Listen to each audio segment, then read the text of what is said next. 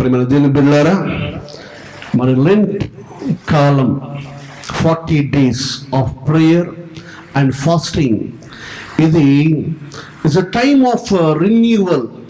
మన యొక్క జీవితాలలో ఆత్మీయంగా మనం బలపడటానికి, మన యొక్క జీవితాల్లో దేవునికి అతి దగ్గరగా మనము జీవిస్తున్నామా లేదా అని ఇంట్రాస్పెక్షన్, మనల్ని మనం పరిశీలన చేసుకోవటానికి ఈ లెంట్ కాలం ఎంతగానో ఉపయోగపడుతుంది కనుక మరి రోజున మనం ఇక్కడ సమావేశమై ఉన్నాం.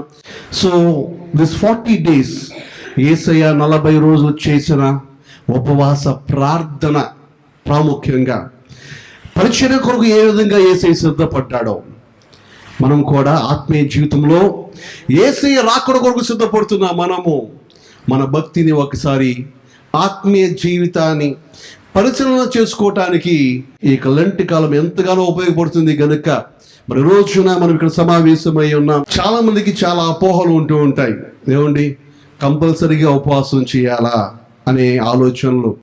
ఈ లెంట్ కాలంలో చాలా మంది మరి ఓన్లీ వెజిటేరియన్కి వెళ్ళిపోతారు, నాన్ వెజిటేరియన్ కొంతమందికి ఇంకా డౌట్స్ ఉంటాయి. పూలు పెట్టుకోవాలా లేదా, మ్యారేజెస్ చేసుకోవాలా లేదా, ఇలాంటి రకరకాల ఆలోచనలు ఉంటాయి.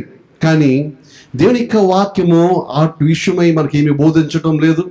కానీ ఒకటి మాత్రం వాస్తవము ఏంటంటే, భక్తి భావాలతో మనం జీవించటం అనేది ఒక శుభ పరిమాణము. దేవుని యొక్క బిడ్డలముగా ఈ 40 రోజులు మన యొక్క జీవితాన్ని ఇంట్రాస్పెక్ట్ మనల్ని పరిశీలన చేసుకోవటానికి, మన హృదయాన్ని గురించి ఎలా జీవిస్తున్నాం. We walk in the path of Jesus or do we walk away from Jesus?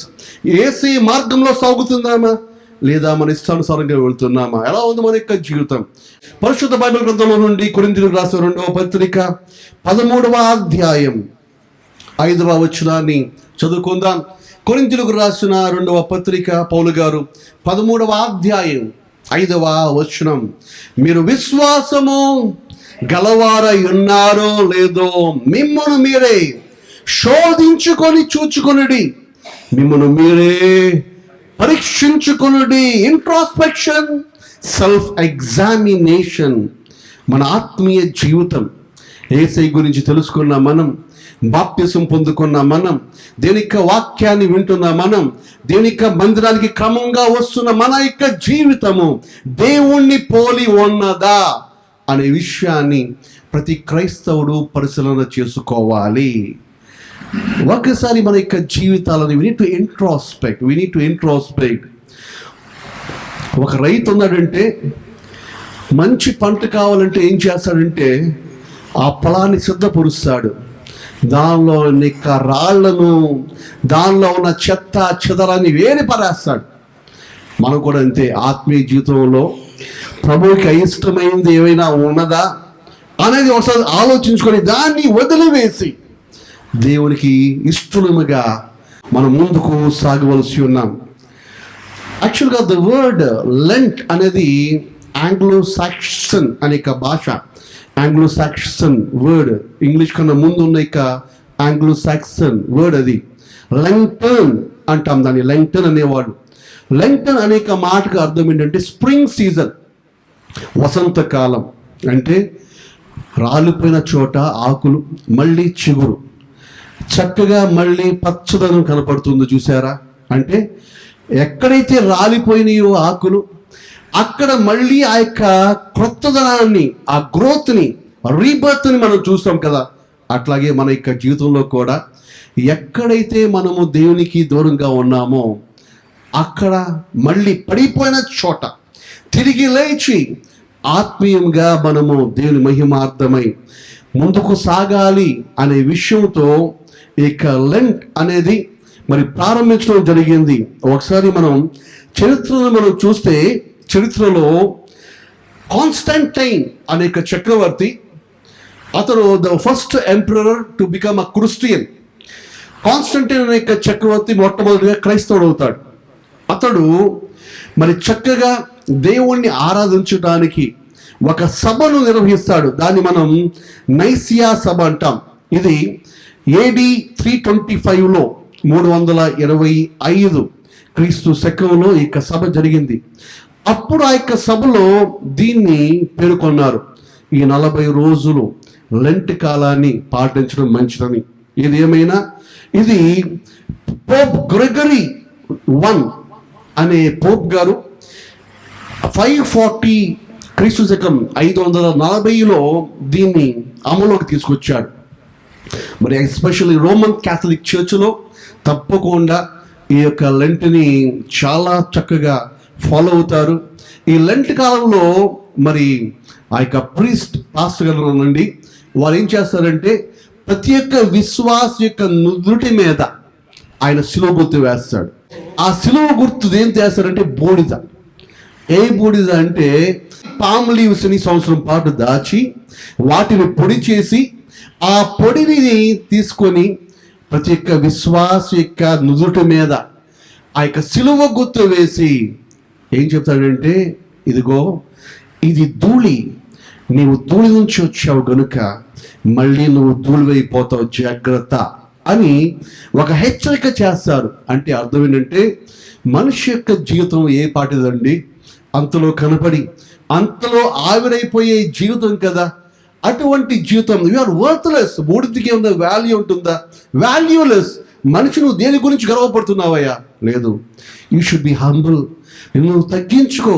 ఆ దేవాది దేవుడే విడిచిపెట్టకూడదు మహాభాగ్యమైన పరలోక రాజ్యాన్ని విడిచి రిక్తునిగా మనం మధ్యకు వచ్చి ఉండగా యేసుని పోలి మనం జీవించాలి.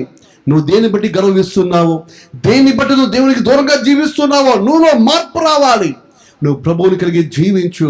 మన జీవితం లాంటి బూడిద వంటిది అంటూ హెచ్చరికతో ఆ శిలువ గుర్తు వేస్తూ ఉంటారు. ప్రియమైన దేవుని బిడ్డలారా, we are from God and to God we go. గుర్తుంచుకోండి, మనం దేవుని నుంచి వచ్చాం, దేవుని యొద్దకు వెళ్ళాలి. దేవుని యొద్దకు వెళ్ళాలంటే మన యొక్క జీవితం ఎలా ఉండాలి? పరిశుద్ధంగా ఉండాలి. We should be holy. So Lent is about helping a holy people remain holy. Lent is all about helping a holy people remain holy. మనం పరిశుద్ధులమే.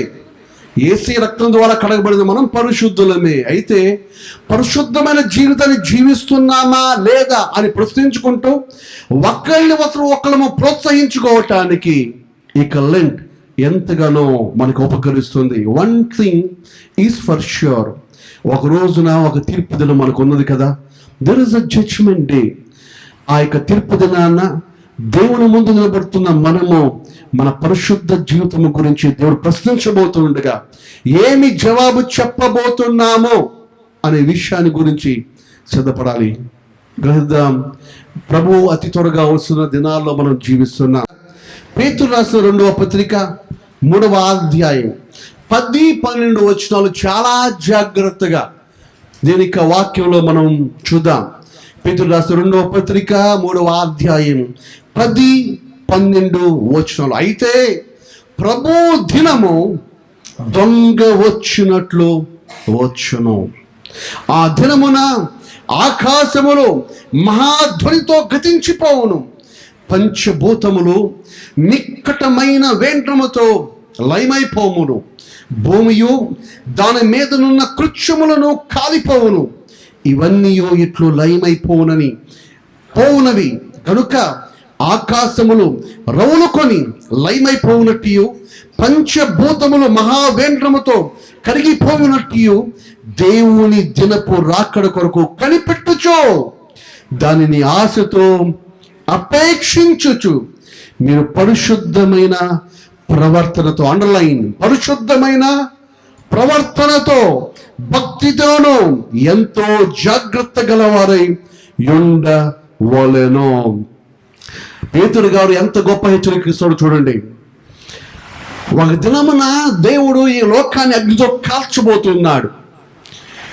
ప్రియమైన దేవుని బిడ్డ, నువ్వు దేవుని యొక్క బిడ్డగా నువ్వు పరిశుద్ధమైన జీవితాన్ని జీవిస్తేనే నిత్య రాజ్యానికి ప్రభువు ఏర్పాటు చేసే ప్రభువు ఏలే 1000 ఏళ్ల పాలనలో ఆ 1000 ఏళ్ల రాజ్యంలో నువ్వు ఉండటానికి అర్హుడుగా ఉంటావు. కనుక ప్రిపేర్, సిద్ధపడు అంటున్నాడు. ఆ సిద్ధపాటుని ఇప్పుడు నేర్చుకుంటున్నాం.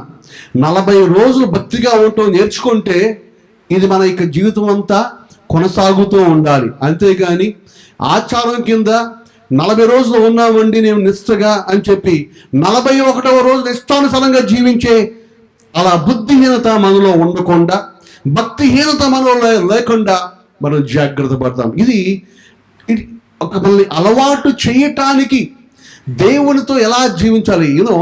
వెస్ట్రన్ కల్చర్స్లో ఈ భస్మ బుధవారం ముందున్న ట్యూస్డేని ఏమంటారో తెలుసా? వెస్ట్రన్ కల్చర్లో దానికి ఒక పేరు ఉంది, ఫ్యాట్ ట్యూస్డే. ఫ్యాట్ ట్యూస్డే ఏంటి? ఫ్యాట్ ట్యూస్డే అంటే ఫ్యాట్ అనే మనకు అర్థం తెలుసు కదా, కొవ్వు. అంటే రేపు బుధవారం నుంచి మనం ఉపవాసం ఉంటాం కాబట్టి ఇక మంగళవారం ఒక్కొక్కడంట తింటాడంటండి, మామూలుగా తింటాడంట, తెగ తినేస్తారంట, తెగ తాగేస్తారంట. ఎందుకంటే మళ్ళీ వెన్స్డే నుంచి మనం ఫ్యాట్లెస్, వెన్స్డే నుంచి మనకి ఏం ఉండదు కదా, ఫ్యాట్లెస్ అయిపోతాం కాబట్టి ఇక ట్యూస్డేని ఫ్యాట్ ట్యూస్డే అని చెప్పి బాగా తినేస్తారంట. 40 రోజులు మంచిగా ఉంటారు, చాలా నిష్ఠగా ఉంటారు. ఇక 41వ రోజు రావాలి, ఏసై పునరుత్థానుడు అయ్యాడంతే, ఇక మళ్ళీ స్టార్ట్ అయిపోతుంది జీవితం, ఇష్టానుసారమైన జీవితం. అలా ఉన్నారు జనాలు. కానీ అలాంటి జీవితాలు మనం జీవించకుండా జాగ్రత్త పడతాం. ఎంత గొప్ప హెచ్చరిక ఒకసారి ఆలోచించండి. ఎంత గొప్ప హెచ్చరిక పేతురు గారు ఇస్తాడు చూడండి. ప్రభు దినము దొంగ వచ్చినట్లు వచ్చడం. We don't know what would happen. అరే మన జీవితం ఏ రోజు ఎలా ఉంటుందో మనకే తెలియదు. రోడ్డు మీదకి వెళ్ళిన వాడు మళ్ళీ క్షేమం ఇంటికి తిరిగి వస్తాడంటే గ్యారంటీ లేదు. అలాంటి జీవితాలు మనం జీవిస్తూ ఉండగా ప్రభువు దొంగ వలె తెలియకుండా వస్తున్న ఆ దినమున ఆకాశములు మహాధ్వనితో గతించిపోవును, పంచభూతములు మిక్కటమైన వేండ్రముతో లయమైపోవును. కనుక మీరు పరిశుద్ధమైన ప్రవర్తనతోనూ భక్తితోనూ ఎంతో జాగ్రత్త గలవారై ఉండవలను అంటున్నాడు పేతురు గారు. కాబట్టి జాగ్రత్త పడటానికి holy, to be holy. Holy అనే పదాన్ని హెబ్రీ భాషలో కదాష్ అంటారు. అంతే గ్రీక్ భాషలో హోలీ అనే మాట హయోస్ అంటారు. హయోస్. ఈ రెండు పదాలకి అర్థం మాత్రం ఒకటే.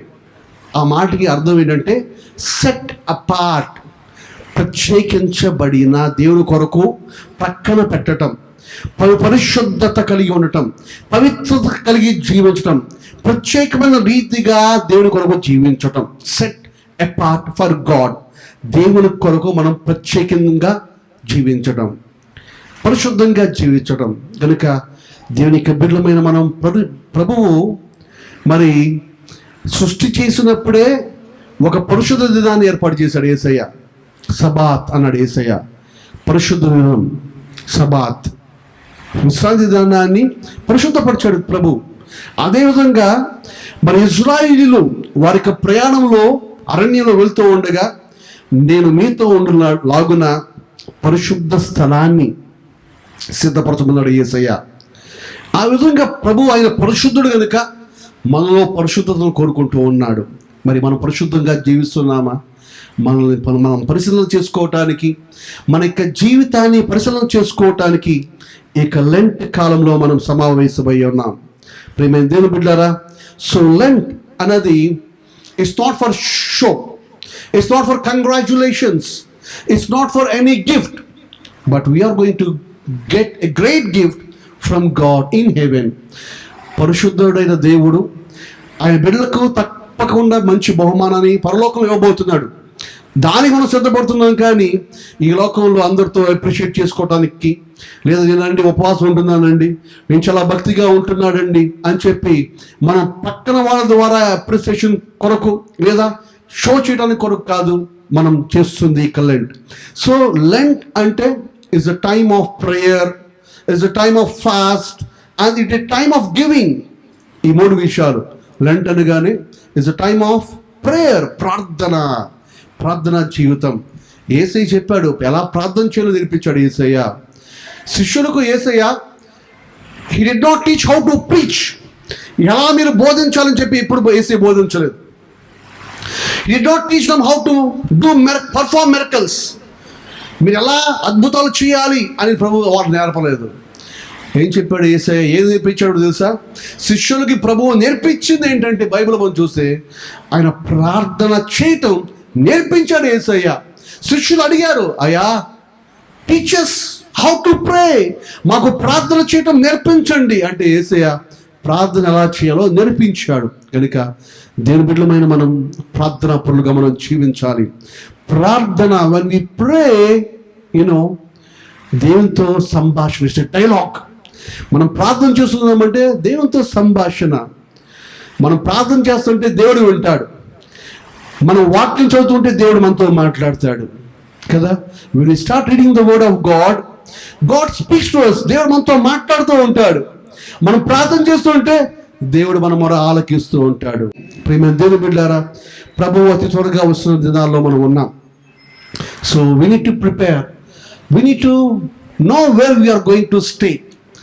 జీవితంలో ప్రాముఖ్యంగా తెలుసుకోవాల్సింది ప్రతి ఒక్కరు ఏంటంటే, మనకి అడ్రస్ ఎక్కడ ఉండబోతుంది. ఇది చాలా ఇంపార్టెంట్. ఎక్కడ మనం నిత్యత్వంలో గడపబోతున్నాం. అందుకని ఈ సిద్ధపాటు అండి. లెంట్ అనేది వాస్తవంగా ఇప్పుడు మన యొక్క సిద్ధపాటు యేసే రాకడ కొరకు మనం పరీక్షించుకొని మన జీవితాలను సరిచేసుకుంటూ ఆయన రాకడలో ఎత్తబడే గుంపులో ఉండటానికి సిద్ధపడుతున్నాం. బికాస్ వీ నో ఎక్కడ మనం గడపబోతున్నామో మనకు తెలుసు కదా. రెండే ఉన్నాయి ఆప్షన్స్, ఒకటి పరలోకం, ఇంకోటి నరకం. ఎక్కడ ఉండబోతున్నాం అనేది ప్రశ్న. మనం సిద్ధపడాలి. ఈ సిద్ధపాటే ఈ కాలం, సిద్ధపడే కాలం కదా. యేసయ్య అతి త్వరగా వస్తున్న దినాల్లో మనం జీవిస్తున్నాం. ఒకసారి బిల్లీ గ్రహాం గారు, ఇది యథార్థంగా జరిగింది, 2000 బిల్లీ గ్రహాం గారిని, గొప్ప భక్తుడు కదా, ఆయన తెలియని వాళ్ళు ఎవరున్నారు, బిల్లీ గ్రహాం గారు. ఆయన్ని ఒక చర్చ్ వాళ్ళు ఇన్వైట్ చేశారంట. సార్ మీరు వచ్చి మా యొక్క సంఘంలో మాట్లాడాలి అంటే ఆయన బలహీనుడైపోయాడు.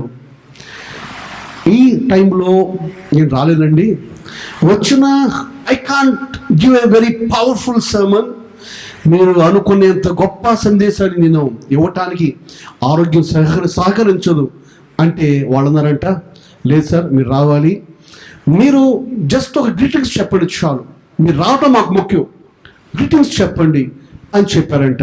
సరే, వాళ్ళ యొక్క ఇన్విటేషన్ అంగీకరించి ఆ యొక్క చర్చ్కి వెళ్ళారు బిల్లీ గ్రహాం గారు. సరే, బిల్లీ గ్రహాం గారు మాట్లాడే ఆ యొక్క టైంలో ఇక ఆయన తన యొక్క సందేశాన్ని ఈ విధంగా ప్రారంభించారంట.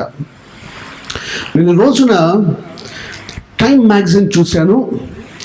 టైమ్ మ్యాగజైన్లో గొప్ప శాస్త్రవేత్తగా ఐన్స్టీన్ గారి గురించి రాశారు. ఐన్స్టీన్ గారు, ఆల్బర్ట్ ఐన్స్టీన్ ఆయన మన యొక్క జనరేషన్లో గొప్ప శాస్త్రవేత్త అని చెప్పి పేర్కొన్నారు. అయితే ఐన్స్టీన్ గారి గురించి ఒక విషయాన్ని నేను మీకు చెప్తానని చెప్పి బిల్లీ గ్రహాం గారు ఈ విధంగా ప్రారంభించారంట. ఒకసారంట ఐన్స్టీన్ గారు ట్రైన్లో ప్రయాణం చేస్తున్నాడు. ప్రిన్స్టన్ నుంచి ప్రారంభమైన యొక్క ప్రయాణం. ప్రిన్స్టన్ నుంచి ప్రయాణం చేస్తూ ఉండగా ఐన్స్టీన్ గారు కూర్చొని ఉన్నాడు ఆ యొక్క కంపార్ట్మెంట్లో. ఇంట్లో టికెట్ ఇన్స్పెక్టర్ వచ్చాడు. వచ్చి టికెట్ అడిగాడంట. టికెట్ అడగగానే ఐన్స్టీన్ గారు టికెట్ తీయడానికి జోబులో చేపెట్టాడు, దొరకలా. ఇంకో జోట్లో పాకెట్లు చేపెట్టాడు, దొరకలా. కంగారు పడిపోయాడు. పైన ఎత్తికాడు, కింద ఎత్తికాడు, అన్నీ ఎదుగుతున్నాడు. గాబరా పడిపోతున్నాడు. అరే టికెట్ లేకపోతే ఎట్లా అని చెప్పేసి కొంచెం ఫీల్ అవుతూ ఉంటే ఆ యొక్క ఇన్స్పెక్టర్ అన్నారంట, సార్ ఐన్స్టీన్ గారు, we know who you are, I know who you are, మీరెవరో నాకు తెలుసండి. మీరు టికెట్ కొనుక్కోకుండా ఉండరు, తప్పకుండా మీరు టికెట్ కొనే ఉంటారండి. మీరు కంగారు పడమాకండి, ఏం పర్లా కంగారు పడమాకండి, రిలాక్స్ కూర్చోండి అయ్యా, మీరు తప్పకుండా టికెట్ కొనే ఉంటారు కదా అని చెప్పి ఆ తర్వాత మిగిలిన ప్యాసింజర్స్ దగ్గరికి వాళ్ళ టికెట్స్ని చెక్ చేయడానికి ఇన్స్పెక్టర్ ముందు నడుచుకొని వెళ్ళిపోయాడంట. ముందుకు వెళ్ళిపోయాడు, అందరినీ టికెట్ అడుగుతున్నాడు. ఆ తర్వాత కొంచెంసేపటికి మళ్ళీ వెనక్కి వచ్చాడంట. వెనక్కి వచ్చినప్పటికీ ఐన్స్టీన్ గారు మోకాళ్ళ మీద ఆ కంపార్ట్మెంట్లో వంగి ఆ సీటు కింద ఎదుగుతున్నాడంట ఐన్స్టీన్ గారు టికెట్ కొరకు.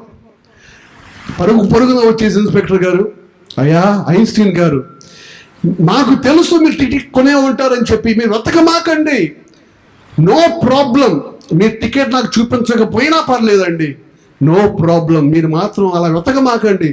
మీరేంటండి అలా కాళ్ళ మీద మోకరించి సీటు కింద కూడా ఎదుగుతున్నారు అంటే అన్నాడంట ఐన్స్టీన్ గారు, సార్ నేనెవరినో నాకు కూడా బాగా తెలుసు, అయితే ఆ టికెట్ నాకు కనపడకపోతే నేను ఇప్పుడు ఎక్కడికి వెళ్ళాలో నాకు తెలియదు అన్నాడంట. ఆ టికెట్ లేకపోతే నేను ఇప్పుడు ఎక్కడ దిగాలో ఎక్కడికి వెళ్ళాలో కూడా నాకు తెలియదు అన్నాడంట ఐన్స్టీన్ గారు. ఈ విషయాన్ని ఆ రోజున బిల్ గ్రాహం గారు చెప్పగానే ఆ సభలో ఉన్న వాళ్ళందరూ చక్కగా నవ్వారంట. ఆ తర్వాత కొంచెం తర్వాత బిల్ గ్రాహం గారు అంటారు, ఈ రోజున ఐన్స్టీన్ గురించి చెప్పాను కదా, నా గురించి నేను ఒక మాట చెప్పుకోవాలి. నేనెవరినో నాకు బాగా తెలుసు. ఈరోజు నేను మీ ముందు కొత్త సూట్ వేసుకొని వచ్చాను. నేను యాక్చువల్గా మా పిల్లలు నేను పాత సూట్ వేసుకుంటే కాదు కొత్త సూట్ కొనుక్కో అని చెప్పి నాకు తెచ్చి ఇచ్చారు. ఇది నేను మరణించినప్పుడు కూడా ఇదే సూట్ వేసుకొని ఉంటాను, గుర్తుంచుకోండి. అయితే ఈ మాట గుర్తుంచుకోండి, నేనెవరినో నాకు తెలుసు, నేను మరణము తర్వాత ఎక్కడికి వెళ్తున్నానో కూడా నాకు తెలుసు అన్నాడంట. ఐన్స్టీన్ గారికి టికెట్ లేకపోతే తన యొక్క గమ్యం ఎక్కడో తెలియదు ఆయనకి, కానీ ఈయనంటాడు, నా ప్రయాణము నా జీవిత గమ్యం నాకు తెలుసు, నా అడ్రస్ మారుతుంది, ఈ లోకాన్ని విడిస్తే నేను ఉండేది పరలోకంలో యేసయ్యతో అన్నాడంట. ఎంత గొప్పవా చక్కటి ఈ విషయాన్ని మనకు ముందు ఉంచారు ఆయన. ప్రియమైన దేవుని బిడ్డలారా, మన యొక్క జీవిత యాత్రలో మన యొక్క గమ్యం ఎరిగి మనం జీవిద్దాం. ఈ లోకం తర్వాత యేసు రాజ్యంలో ఉండాలంటే పరిశుద్ధమైన జీవితం కావాలి, అందుకు సిద్ధపడాలి కదా. ఆ సిద్ధబాటుకే ఈ లెంట్ కాలం మనకి ఎంతగానో ఉపయోగపడుతుంది. Let's not it be A traditional practice. ఇదేదో ఆచారంగా మనం చేసేది కాదు. మన యొక్క భక్తి జీవితాన్ని పరిశీలన చేసుకుంటూ యేసయ్య కొరకు మనం జీవించడం, యేసయ్యకి మహిమకరముగా మన యొక్క జీవితాన్ని పరీక్షించుకొని ఆయన మెచ్చే జీవితాన్ని జీవించటానికి ఈ లెంట్ మనకి ఉపకరించాలని చెప్పి ప్రార్థన చేస్తూ ఉన్నాను. దేవుని యొక్క బిడ్డలుగా ఇక లెంట్ కాలంలో మరి ప్రాముఖ్యంగా దేవాది దేవుడు మనతో మాట్లాడి ఉండగా మన జీవితాలను ఒకసారి పరిశీలన చేసుకుందాం, మన యొక్క మార్గమును ఒకసారి పరిశీలన చేసుకుందాం. విలాపక వాక్యములు 3వ అధ్యాయం 40 వచనం మనం చూస్తే, విలాప వాక్యములు 3:40లో మన మార్గములను పరిశోధించి తెలుసుకోవాలి అనే సత్యాన్ని అక్కడ మనం గ్రహిస్తాం. మనం యెహోవా తట్టు తిరుగుదము అనే సత్యాన్ని అక్కడ దేవుడు మనతో మాట్లాడుతున్నాడు. ఇటు మార్గంలో మనం వెళ్తున్నాం. Which way are we going, are we walking away from God? దేవునికి దూరంగా మనం వెళ్తున్నామా లేదా దేవునికి ఆ మార్గంలో వెళ్తున్నామా? మనల్ని మనం ప్రశ్నించుకొని, ఒకవేళ ఆ మార్గం కాకపోతే యేసే మార్గంలో మనం తిరుగుదాం. అండ్ దెన్ రెండో విషయం, మత్తయి సువార్త 7వ అధ్యాయం 5వ వచనం మనం చూస్తే, మత్తయి సువార్త 7వ అధ్యాయం 5వ వచనంలో వేషధారి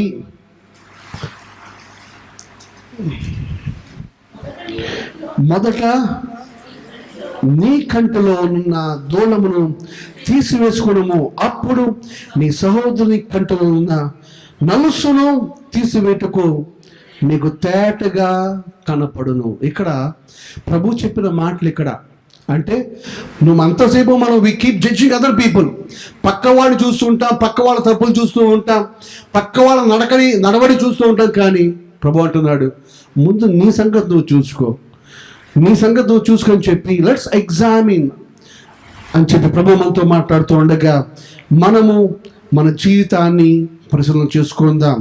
అండ్ దెన్ గల్తీయులకు రాసిన పత్రిక 6వ అధ్యాయం 4వ వచనంలో, గల్తీయులకు రాసిన పత్రిక 6వ అధ్యాయం 4వ వచనంలో, ప్రతివాడును తాను చేయు పనిని పరీక్షించి చూచుకొనవలెను. ప్రతివాడును తాను చేయు పనిని పరీక్షించి చూచుకొనవలెను. కాబట్టి let's examine. This is the time of examination, this is the time of preparation.